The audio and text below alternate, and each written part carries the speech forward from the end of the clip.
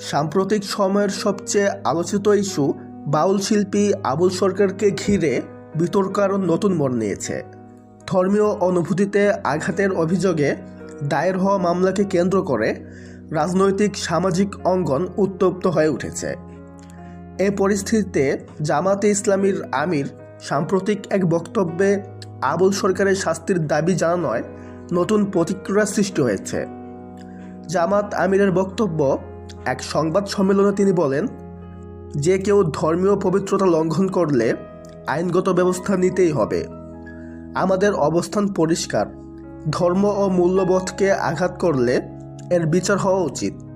সর্বোচ্চ শাস্তি দিতে হবে আবুল সরকারকে। আবুল সরকারের অনুসারীদের দাবি, অভিযোগের ভিডিও প্রমাণ সম্পূর্ণ যাচাই না করেই তাকে গ্রেফতার ও হয়রানি করা হয়েছে। তারা নিরপেক্ষ তদন্ত ও আইনি সহায়তার নিশ্চয়তা চান। ঘিওর ও মানিকগঞ্জ এলাকায় আবুল সরকারের মুক্তির দাবিতে মানববন্ধন, মিছিল ও প্রতিবাদ চলছে। তো ভিউয়ার্স, জামাত আমিরের কথায় কে কে একমত কমেন্ট জানাতে ভুলবেন না। সবাই ভালো থাকবেন, ধন্যবাদ।